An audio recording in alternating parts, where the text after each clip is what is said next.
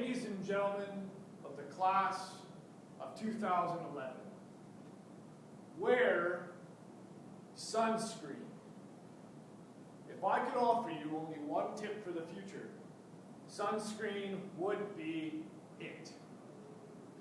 The long-term benefits of sunscreen have been proved by scientists, whereas the rest of my advice has no basis more reliable than my own meandering experience. I will dispense this advice now. Enjoy the power and beauty of your youth, but never mind. You will not understand the power and beauty of your youth until they fade. But trust me, in 20 years you'll look back at photos of yourself and recall in a way you can't grasp now how much possibility lay before you and how fabulous you really looked. You are not as fat as you imagine. Don't worry about the future, or worry, but know that worrying is as effective as trying to solve an algebra equation by chewing bubblegum. The real troubles in your life are apt to be things that have never crossed your worried mind. The kind that blindside you at 4 p.m. on some idle Tuesday. Do one thing every day that scares you. Don't be reckless with other people's hearts. Don't put up with people who are reckless with yours. Sing. Don't waste your time on jealousy. Sometimes you're ahead, sometimes you're behind. The race is long, and in the end, it's only with yourself. Remember compliments you receive. Forget the insults. If you succeed in doing this, tell me how.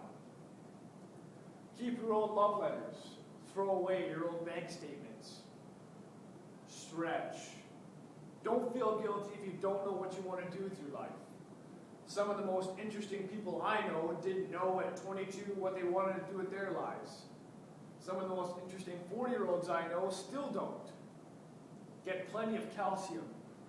Be kind to your knees. You'll miss them when they're gone. Maybe you'll marry, maybe you won't. Maybe you'll have children, maybe you won't.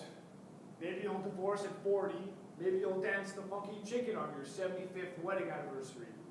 Whatever you do, don't congratulate yourself too much, or berate yourself either. Your choices are half chance. So are everybody else's. Enjoy your body. Use it every way you can. Don't be afraid of it or what other people think of it. It's the greatest instrument you'll ever own. Dance. Even if you have nowhere to do it but in your own living room. Read the directions, even if you don't follow them. Do not read beauty magazines. They will only make you feel ugly. Get to know your parents. You never know when they'll be gone for good. Be nice to your siblings. They're your best link to your past and the people most likely to stick with you in the future. Understand that friends come and go, but for the precious few you should hold on. Work hard to bridge the gaps in geography and lifestyle, because the older you get, the more you'll need the people you knew when you were young. Live in New York City once, but leave before it makes you hard. Live in Northern California once, but leave before it makes you soft. Travel. Accept certain inalienable truths. Prices will rise, politicians will philander, you too will get old. And when you do, you'll fantasize that when you were young, prices were reasonable, politicians were noble, and children respected their elders. Respect your elders. Don't expect anyone to support you. Maybe you'll have a trust fund, maybe you'll have a wealthy spouse, but you never know when either one might run out. Don't mess with your hair, or by the time you're 40, you will look 85. Be careful whose advice you buy, but be patient with those who supply it. Advice is a form of nostalgia.